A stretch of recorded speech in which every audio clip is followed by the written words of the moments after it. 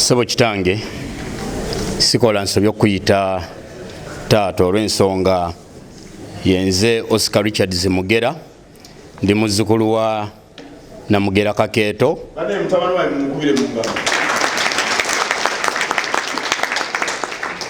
era ndi musajja muyanja nviira ddala musaza lya Ssaabasajja Kabaka ekkulu ery'e Buddu.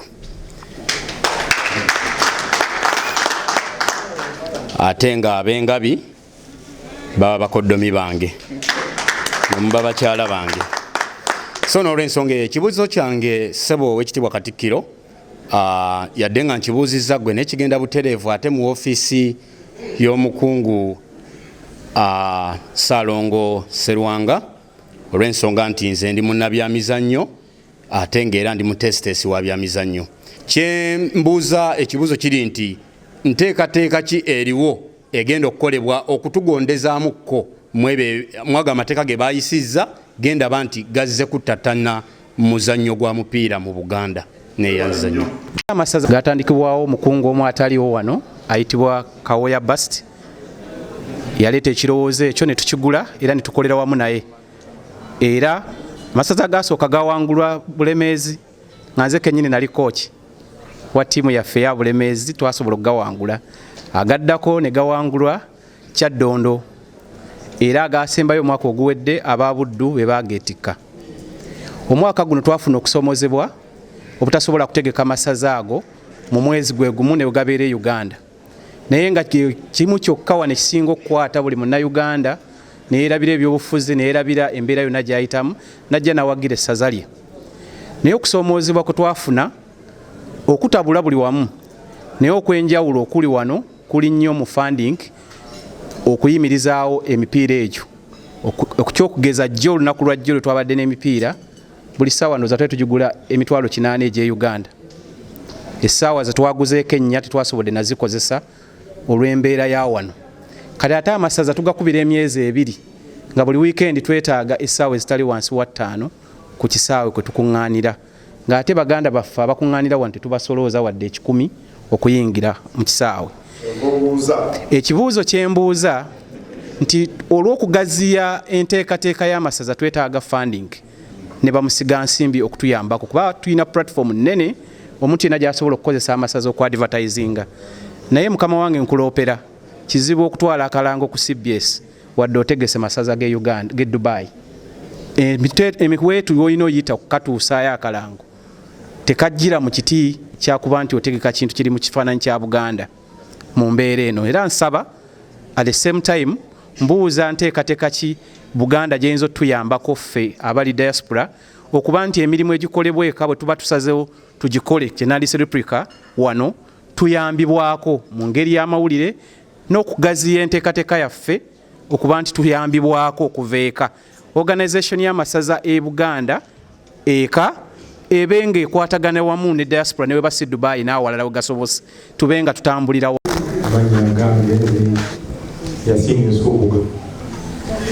ndiwe Masaka. Ekibuuzo kyembuuza nga ate kiruma olubiri lwa Kabaka ekisaakaato okugwa. Nze maze mu ggwanga lino emyaka 40 naye ebisaakaate bya Bakabaka oba abalangira bibeera number 1 best nga woga nti njagala ekintu kibe number 1 naye ekisaakaate kya Ssaabasajja okugwa nga kikwasa ennaku kyekibuuzo kyange. Webale nnyo ekitiibwa Sserwanga jangu mutabani wange Mugera Richard Mugera buuza tukozeewo ki kubanga amateeka ga FIFA naki vuvuzela esinga omuluma oba n'ebivuga ebirala ebyo byetuba tubyala nabyo. Nenza mukama wange ekituufu kiri nti ebintu ebitakkirizibwa ku kisaawe bye biyinza okukola obulabe ku muno omuwagizi. Tekiri Uganda yokka, kiri mu nsi yonna. Naye ate era nze ndowooza nti abantu tebavunula bulungi tteeka. Ekintu kye tusindyeko essira mu bawagizi e Uganda kwe kwewala abawagizi ab'empisa embi abali ebintu by'obwerere by'abantu abatambula nga bamansa entungo abo tubakiririza ddala. N'olwekyo empisa mu bawagizi zibadde zitattana ekifaananyi kyaki ky'empaka, naye engoma okusanyuka okuwagira ttiimu yo terina kimu kyaweebwa. N'olwekyo singa abawagizi takosa munne tetulina mutawana nakyo. Ekyo tuyinza okukyongerezaako mwami Mugera onootuukirira minisita n'ayongera okulambululira, naye vayibu eba nnungi nnyo mu mizannyo, fenna tukimanyi era ereeta amaanyi ne muwoomerwa. Ekyamazima nze ebivuuzera binsanyusa bwe ngenda mu kisaawe nga babifuuwa. Waliyo n'omusajja bamuyita Kamodo kwegamba bwe mba simulabe mba sitereera. Mbanja nali ne mulaba n'afuuwa ekivuuzera, naye omanye amateeka. Kati amateeka g'omupiira gali ku mutendera gwa nsi yonna. FIFA, CAF yetufuga mu Africa, ate FIFA yefuga CAF. Kati waliwo ebyo ebintu tulina kubengeji nga bwengejizi ne tukkaanya tusigaze vibe. Waliwo ekibuuzo ekyenjagala okuwulira omukulu ono abantu bayogedde. Amannya gange bampita Doreen Rose Oriada, ndi muwala Muteeso ava disitulikiti y'e Palisa, era abateesa ab'erinnyo batera otuyita ab'ebbukedi nti tuyinamu olubantu muffe, naye nze nina okukkiriza nti ndi Muteeso. Tubadde tuli wano nga bayogera ku by'ebisolo ebiva mu Buganda, and they say it's 82% of the tax collected in Uganda comes from Buganda, and 18% comes from other tribes in Uganda. Owekitiibwa Katikkiro ekibuuzo kyange kibadde nti obukodyo ki bw'okozesezza nti olwaleero ne bw'oyogera ekigambo Abaganda babeera like as in one, babeera wamu, bakwatagana wamu, ne bakuŋŋaana in this congregation. I'm giving us an example today nti mu UAE tulina kabira nnyingi zonna ezizze muno mu Buwarabu, but whenever Buganda comes up to organize a function, there is always a big turn up compared to other tribes. And when you look to other tribes in Uganda, you find that their leadership is not united. The king of Buganda does not speak so much, but most of the things have been done by the Katikkiro, whereby when the king sends Katikkiro to say something, the Buganda will turn up in a good support. I give an example as the Masiro, when they started the construction, the Buganda everywhere, even an old woman, even a child, you find them talking, Nyenda Sonda Sente Zamasiro, Sonda Sente Zamasiro, compared to other tribes. Sebo Katikkiro, obukodyo ki that has made Buganda to stand. Nti ne woba ogenze wabulimu alowooza. Every Ugandan knows how to speak Luganda. Every Ugandan is a Muganda. And then on top of that, noba tufumbiddwa mu Buganda be kabira ndala tulina okugoberera ennono z'omu Buganda.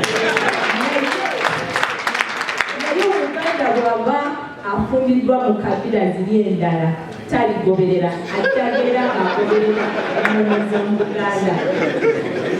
Sebo simanya Abanigeria bagamba juju, naye simanyi juju eri mu Buganda eyazizza.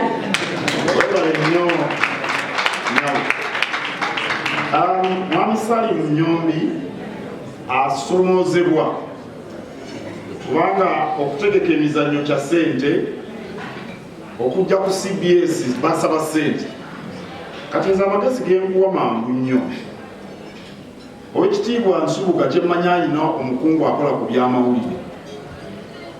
Olukiiko lwe waliwo n'akola ku by'emizannyo. Abakungu abo kasita minisita aliwa bakwatagane n'ab'emizannyo mu Bwakabaka.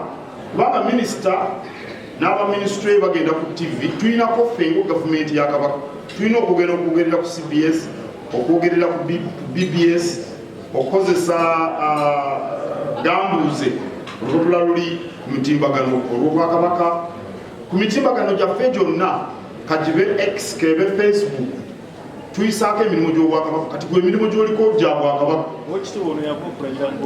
N'olwekyo ate gwe ebyemizannyo, gwe ky'oba okola kintu kimu kyokka, weekwate minisita oyo akubuulira engeri amawulire go gye ganaatuka ku CBS nga tokaluuliddwa. Kino kyenalabye ku mizannyo kiyitirivu, kirungi nnyo era nakyogeddeko n'ejjo. Awo no tujja kuwa obuwagizi bwonna obwetaagisa. Mukulu Yasin Nsubuga Bugwe ku lubiri lw'Emmengo amweraliikiriza nange naye Bugwe oyo akaddiye. Bugwe Emmengo, olubiri lw'Emmengo luliko yiika 2 nga mwana mutaano. Kwegamba lusobya kimu kyakusatu ekya square mayiro. Bugwe bwe twateeka ekasubi waliwo yiika 64, kumpi ziri kilomita 3. Kati okukola Bugwe ku lubiri lw'Emmengo tulina okumuddamu yenna, naye tulina kusooka kwetegeka. Oyogera obuwumbi nga bw'okola mu nkola nga gye twagoberera ey'ettofaali, oyinza okukozesa obuwumbi nga 3 ekitono ennyo. Kyentegeeza mu nkola ey'ettofaali tetwafuna muzimbi nti ali awo, ffe tweguliranga ebintu, mpozi ne tusasulayo ssente mtono nnyo ez'amafuta eza yinginiya okulaba nti sementi bamutabudde bulungi, emitayimbwa ne twekolera. Bw'oba okoze enkola eyo buyinza okuba obuwumbi nga 3, naye bw'oleeta omuzimbi contractor buyinza okuba obuwumbi nga 5. Kale tulina okwetegeka. Kati kyetukola awagwa we tuzibikira, nga bwe twetegeka awagwa we tuzibikira. Naye Mwami Yasin Nsubuga mbadde nga ndogenda kusooka kutwebaza ebirala bye tukozeeko ebingi kubanga bye tukoze bingi. Butikkiro yaddawo oluvannyuma lw'emyaka 5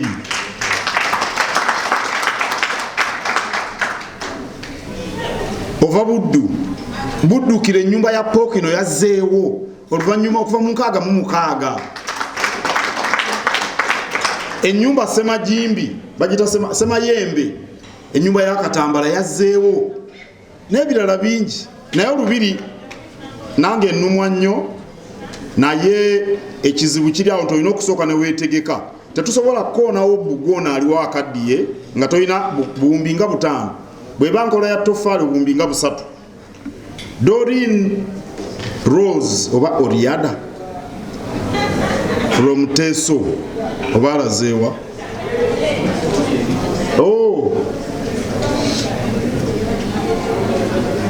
Agambye nti tukozesa bukodyo ki okugatta abantu.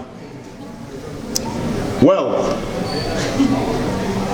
if you want to unite people, you must practice justice. You must be fair to all the people.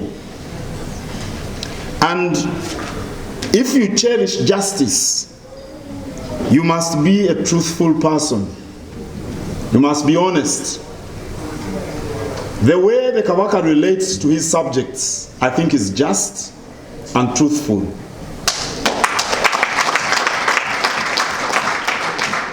Because if you uphold the truth, then when you are relating to the people, the principles you rely on as you relate to them must be premised on the truth. And the truth always, as they say, sets you free. And people see through this. If you are an honest person, if you have integrity, people are going to notice it.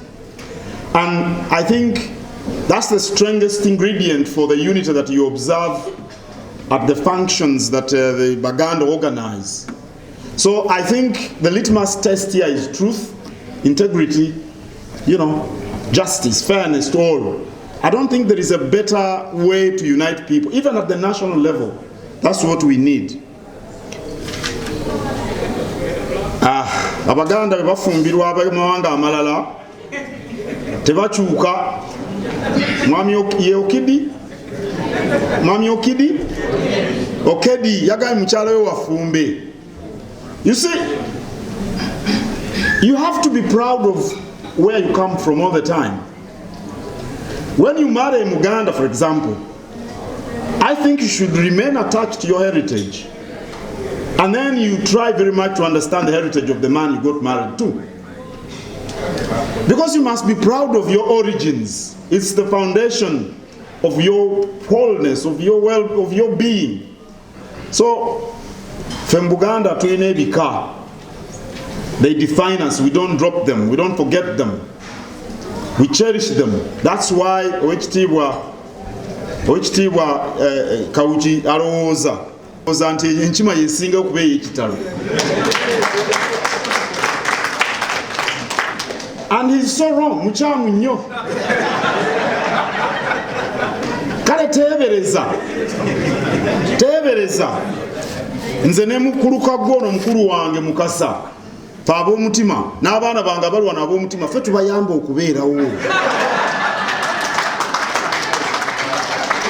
Buli nkima yonna gy'olaba ebuuke kutawaanya okulya amenvu ffe tugiwa omutima ogugiyamba okubeerawo.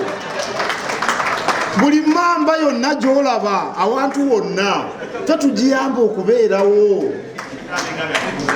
Engabi kale banzaala naye nayo nze ngiteekamu omutima.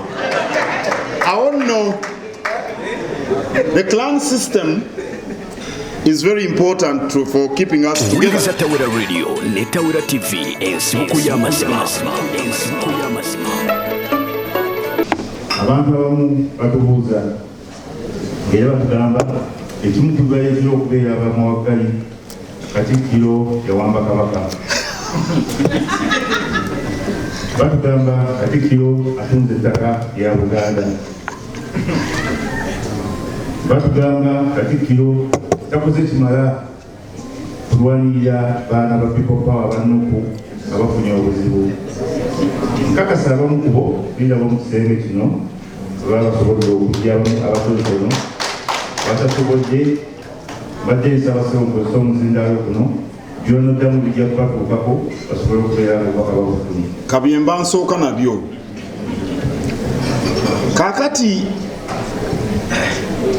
nagenze nga mu ngeri y'okubalaata awo ne ŋŋamba tubannaye tubeere ku magulu gaffe twerowooleze. Kabaka wa Buganda mumanyi obuzito bw'alina. Nze mukulaba okwange bw'ojjako president kubanga yafuga eggwanga lyonna. Simanyi oba waliyo constitution ngimanyi ndi munnamateeka. Babyogera n'abaana abakulu mbaweekitiibwa vice president ba speaker. Bonna mbaweekitiibwa baboogerako saabalamuzi nze ndi munnamateeka. Era mu mateeka bonna bali waggulu wa Kabaka. Mu mateeka amawandike naye mu byaddala Kabaka wa Buganda obuzito bwe tebwenkanika.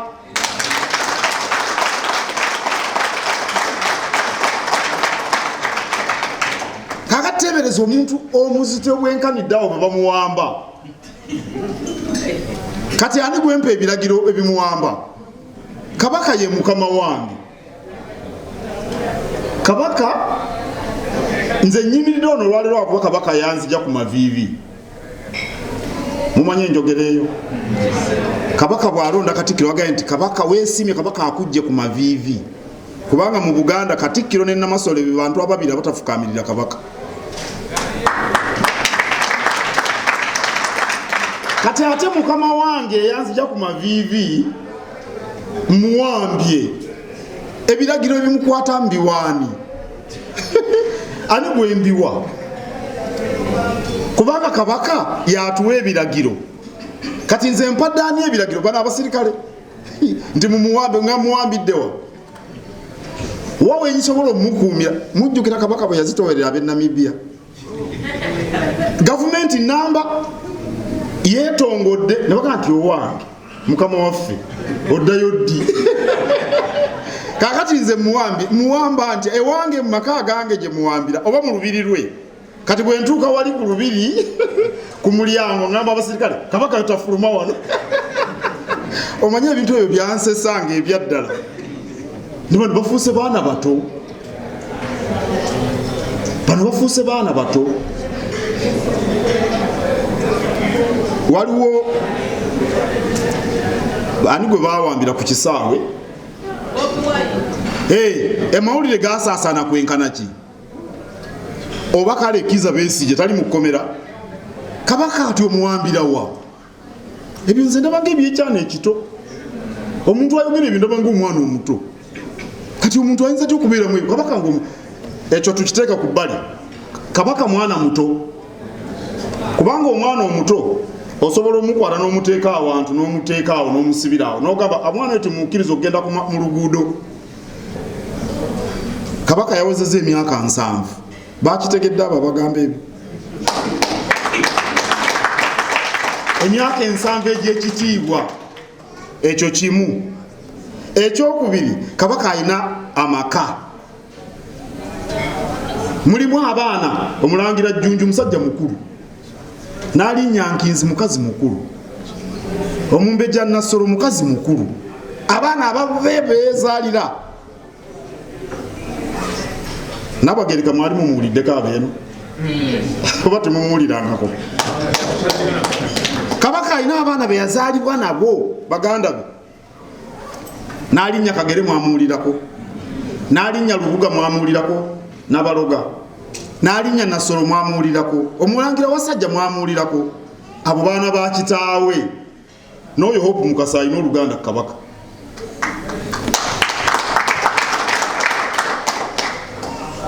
mwali muzzeewa mmwe abalina omusaayi gwa kabaka ne mutamununula oyo alumwa ennyo kabaka asinga omwana we Jjunju njagala oli awanika omukono aŋŋambe nti alumwa kabaka okusinga n'alinnya Lubuga omwana wa kitaawe baalya bombi ne bali obuga kabaka n'ali Obuganda ng'ono ye Lubuga we ye ali luddawa Katikkiro yawamba bannange bagambe baleke kutumalamu maanyi nabo bwe batyo bannaye babateekako kagundi kano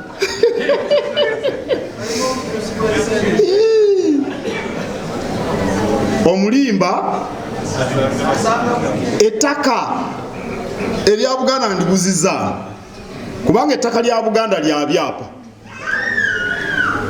era bw'ogula ettaka ery'ekyapa bagamba nti ettaka eryo yaliguziza David Kasajja simanya lino lye mwagula aliwo omukulu ono baliwo bagula ettaka kojja Kamoga ettaka eryo nze nalibaguza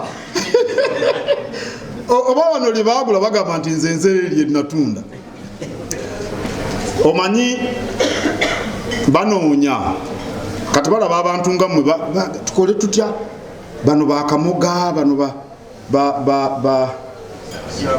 Kisaabagire tubamalemu tutya amaanyi balemedde ku kabaka tulina bajja kati Katikkiro ono mubbi wa ttaka temuwulira be nabagambye essomero lya Jeff Serunjogi n'erya Wilson Muzanganda baŋŋamba ne hoteri Sebu Triangle ndi yange nagendayo ne tugulawo ofiisi ezankola eziri awo ku hoteri anti bwe ntuuka ku hoteri neegazaanya ebintu byonna byenjagala byendya nabali abaana abagirabira balabanga ntuuse ne banneebugira balooza nja baloopa kati hoteri yiye bannaye obugagga obwo naye mbwagala kakati ebyo byonna nabyo ndabanga ebyekito kubanga ettaka libabye ettaka teriringa ssente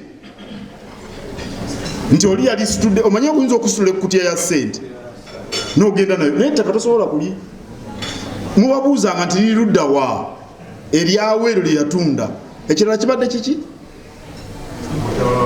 nti obutabawagira buli lunaku mbeera njogera juzi nayogera Eddi Mutwe tebamufulumya mu makomera wangi Katikkiro kansooke nkyogere mu Luzungu nkiteeke mu Luganda Katikkiro is a leader, he isn't an activist. There is a big difference. Katikkiro amanya abantu mu Nuupu abagala obwakabaka nemwe NRM abamanyi mwe bali abagala obwakabaka nemwe FDC abamanyi n'olwekyo Katikkiro tayinza kugamba nti agenda kukuuta kadingidi kubanga bwe naabanga nkuutira akadingidi NUP nteko kakuutira NUP nteko kakuutira NRM kubanga mu NRM mulimu abagala obwakabaka nze mbamanyi waliyo abatabwagala nabo mbamanyi nemwe NUP mulimu abatayagala bwakabaka nabo mbamanyi ne mu bibiina ebirala waliyo abagala obwakabaka n'abatabwagala kabaka mwamuulira ng'ayogera nti obwakabaka bwaddayo naye waliwo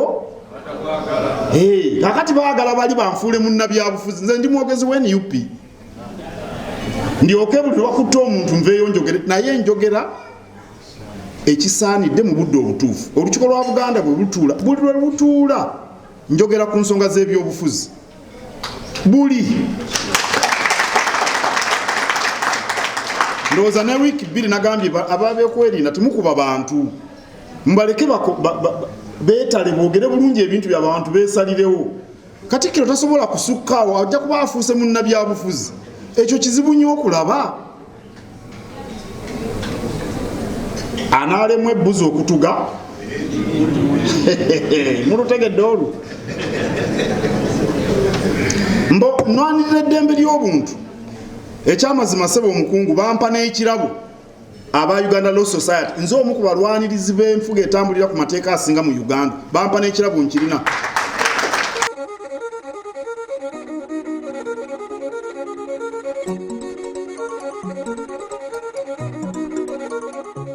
Wuliriza Tawera Radio ne Tawera TV ensibuko